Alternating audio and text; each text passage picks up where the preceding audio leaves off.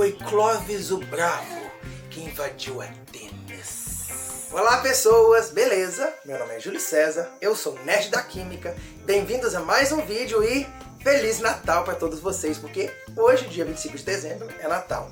E hoje eu irei mostrar para vocês mais um vídeo sobre reações químicas dos elementos químicos, ou seja, vamos mostrar aqui um outro grupo de elementos químicos com propriedades bem interessantes, uma família que é o grupo 17 da tabela periódica. Os elementos químicos chamados halogênios são aqueles que estão no extremo direito da tabela periódica, do ladinho dos gases nobres, são os penúltimos elementos antes de chegar na última coluna, que é dos gases nobres. E esse grupo, ele é formado por um grupo de elementos que são todos não metais, são muito eletronegativos, e eles têm propriedades químicas muito parecidas e são formados pelos elementos flúor, cloro, bromo, iodo, astato e tenesso, que é um novo elemento químico que foi adicionado bem recentemente a esse grupo. Porém, no entanto, esses dois últimos elementos, que são astato e o tenesso, eles são elementos químicos extremamente radioativos e bem pouco conhecidos. As propriedades químicas desses elementos até hoje ainda não são muito bem conhecidas. O astato é literalmente o elemento químico natural mais raro da face da Terra. Apenas alguns poucos gramas desse elemento são encontrados. Ele é encontrado em alguns minérios de urânio, como fruto do decaimento radioativo do urânio, do tório, esses elementos químicos radioativos. E apenas alguns poucos gramas deles existem nesses minérios e eles têm uma duração de meia-vida muito curta, de modo que eles duram apenas por alguns poucos dias. E dessa forma é extremamente difícil isolar e fazer qualquer experiência com eles, então por isso eu não vou fazer reações com astato nesse vídeo, porque simplesmente é impossível para uma pessoa que trabalha em casa fazendo experiências ter acesso a esse elemento químico. E o outro, que é o tenesso, que é um elemento químico que foi descoberto muito recentemente, as propriedades químicas dele ainda não são bem conhecidas e ainda nenhum composto químico dele foi obtido, e também ele só foi obtido em alguns laboratórios de aceleradores de partículas, então para todos os laboratórios de química do mundo ele não está disponível. Então por isso eu vou me ater aos 4 elementos químicos mais conhecidos, que são o flúor, o cloro, o bromo e o iodo.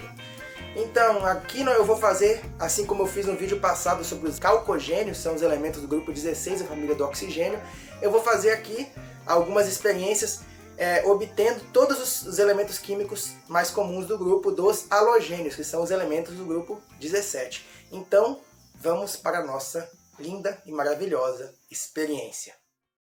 Para começar, nós vamos produzir o elemento químico cloro. Aqui nós temos uma solução de ácido clorídrico e um pouquinho de tricloreto isocianúrico em pó, que é uma substância que, ao reagir com ácido clorídrico, libera o gás cloro. Quando colocamos as duas substâncias em contato, imediatamente acontece uma reação química e ocorre a formação de bolhas de gás. Este é o gás cloro que é produzido, o cloro elementar. Ele é um gás de cor levemente esverdeada, como nós podemos ver aqui no vidro.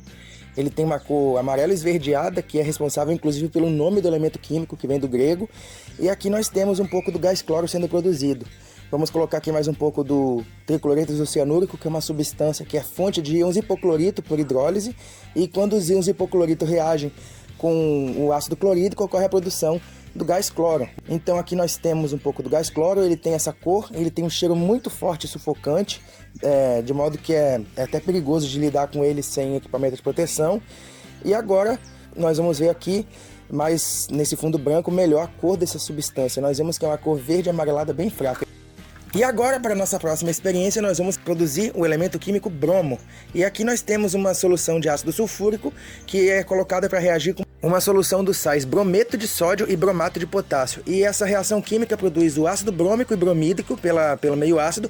E esses dois ácidos então reagem produzindo o bromo elementar. Nós podemos ver que ele é uma substância de cor laranja. Ele é um líquido laranja que se dissolve em água parcialmente, formando uma solução de cor alaranjada, e ele é altamente volátil, de modo que ele produz também um vapor de cor laranja, como nós podemos aqui ver no fundo branco. Olha só, temos aqui o bromo elementar. E agora, nossa próxima experiência, nós vamos produzir o iodo, que aqui nós temos uma solução de iodeto de potássio na presença de ácido clorídrico e adicionamos um pouco do hipoclorito de sódio, que é a água sanitária. Quando nós colocamos essas duas soluções em contato, o hipoclorito e meio ácido vai oxidar o iodeto a iodo. E assim nós produzimos o iodo elementar. Vamos colocar mais aqui, porque essa solução está um pouco diluída, a solução do hipoclorito. E nós podemos ver que o iodo elementar ele forma uma solução aquosa na presença de excesso de iodeto de potássio, que possui uma cor castanha. O iodo é pouco solúvel em água, porém na presença de iodeto de potássio em excesso ele dissolve melhor devido à formação reversível de um complexo. E aqui nós podemos ver a cor da solução bem concentrada de iodo. E quando nós adicionamos um pouco mais de hipoclorito, nós podemos oxidar mais iodo e mais iodeto a iodo, e assim nós podemos precipitar o iodo elementar, que ele é um sólido cinzento, um pouco arroxeado, que nós vamos ver aqui que ele começa a precipitar a partir da solução. Olha só, nós podemos obter o iodo, que é um halogênio sólido a temperatura ambiente. Na forma sólida ele é um sólido cinzento, em solução aquosa ele produz uma solução castanha, mas ele também, na forma gasosa, ele tem um vapor de cor violeta, ou seja, temos as cores bem diferentes que ele apresenta aqui, olha só. E assim nós podemos obter o elemento iodo. E agora eu tenho aqui uma foto mostrando todos os 3 halogênios que nós obtivemos nessa experiência em suas formas puras. Pois então, nós fizemos umas experiências de modo a obter, na forma de elemento químico puro, os halogênios mais comuns de serem encontrados. No caso são o cloro, o bromo e o iodo. Nós conseguimos fazer algumas reações químicas onde nós partimos de alguns compostos desses elementos químicos de forma a oxidá-los e obter na forma elementar da substância, ou seja, o elemento químico puro. Os halogênios eles são todos elementos não metálicos. Eles são formados por moléculas diatômicas, são moléculas formadas por 2 átomos ligados, e todos eles são compostos voláteis. Nós temos, por exemplo, o cloro, que ele é um gás a temperatura ambiente, o bromo, que é líquido a temperatura ambiente, porém ele evapora muito facilmente, dando um vapor laranja, e o iodo, que é uma substância sólida, de cor cinzenta, mas a temperatura ambiente ele sofre sublimação, ou seja, ele passa diretamente do estado sólido para o estado gasoso, produzindo um vapor de cor violeta, que é uma coisa bem característica do iodo. E interessante dos halogênios é que eles têm algum nome relacionado às suas propriedades. Por exemplo, o cloro ele é um gás de cor esverdeada, de modo que o nome do elemento químico vem desse fato, porque cloros em grego é um nome que dá uma cor amarelo esverdeada. Então, como o gás é amarelo esverdeado, ele recebeu o nome de cloro, devido ao cloros, que significa esverdeado. O bromo ele tem um cheiro bem característico, desagradável e muito forte. Então o nome do elemento químico bromo se deve ao odor que ele emite. Então bromo vem do bromos, que vem do grego cheiro. E tem também o elemento iodo, e o nome iodo vem do grego iodes, que significa violeta, devido ao fato do vapor do iodo ter a cor violeta.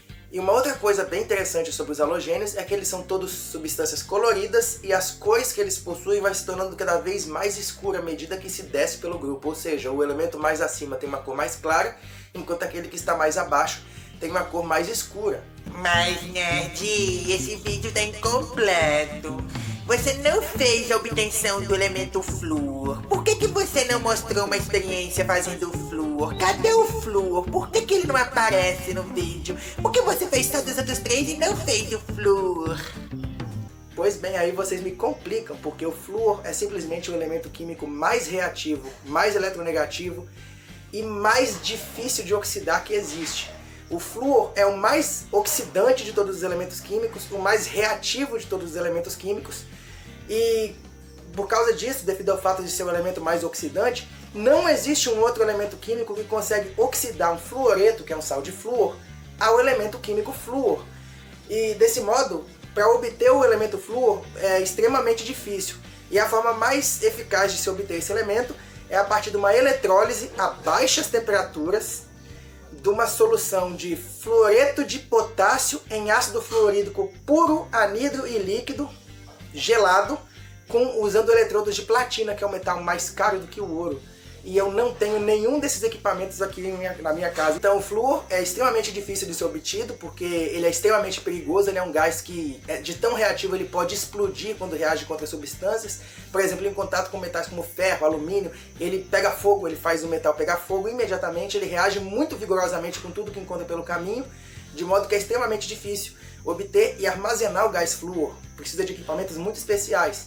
Nós podemos obter o gás flúor aquecendo alguns fluoretos de metais de valência alta, por exemplo, o fluoreto de manganês mais 3 e o fluoreto de cobalto mais 3. São alguns fluoretos metálicos que, quando aquecidos a altas temperaturas, eles se decompõem, produzindo os fluoretos dos metais no inox mais 2, que é mais comum, e liberando gás flúor em pequena quantidade. Não é uma forma eficiente de obter o gás flúor, mas é o suficiente para obter um pouco desse elemento químico.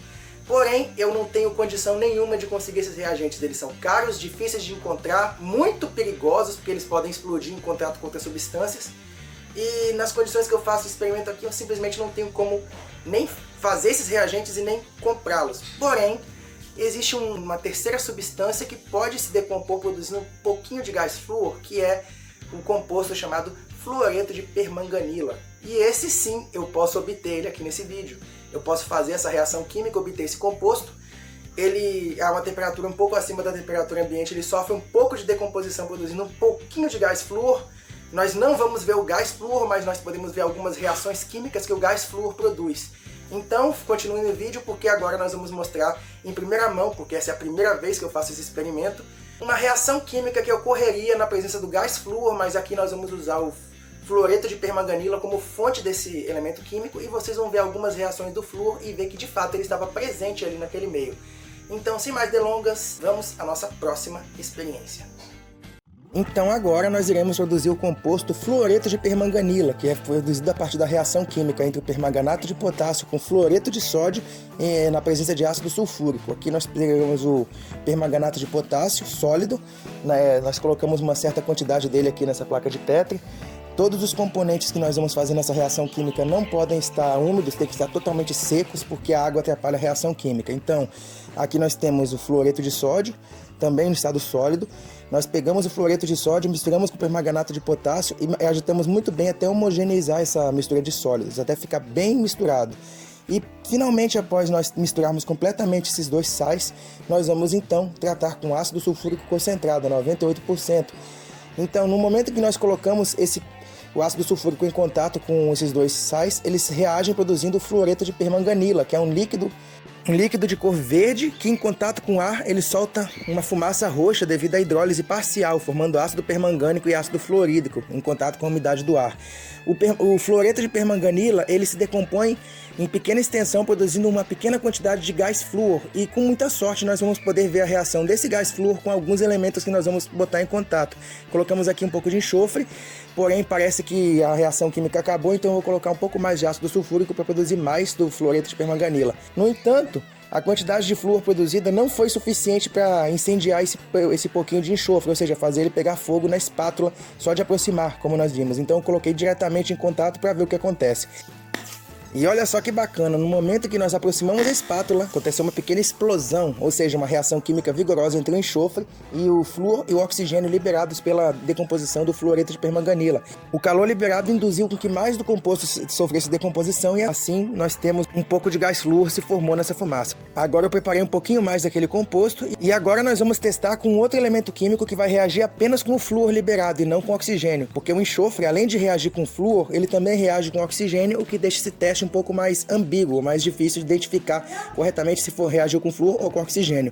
Então aqui nós vamos colocar o iodo sólido, porque o iodo ele tem uma dificuldade de reagir com oxigênio, mas ele reage prontamente com o flúor, de forma que quando nós colocamos o iodo em contato com essa substância, nós obtemos essa fumaça branca formada pelo composto pentafluoreto de iodo, que é uma substância volátil que se forma pela reação química direta entre os elementos químicos flúor e iodo.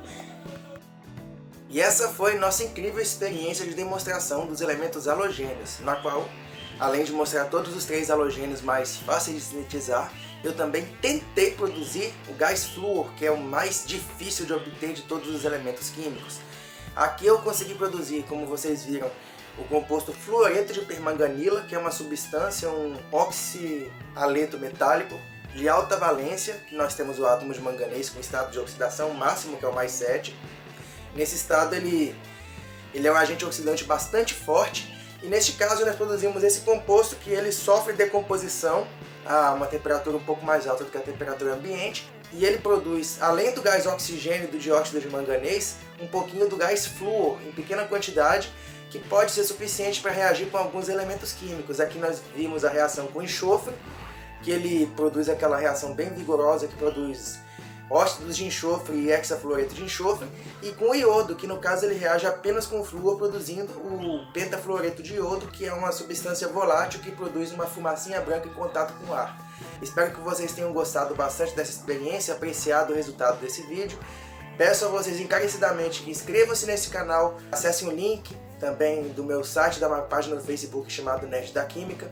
Ativem o sininho de notificações aqui do canal para que mais vídeos desse tipo cheguem a vocês. Eu agradeço muito a atenção de vocês, muito obrigado por assistirem meu vídeo e valeu!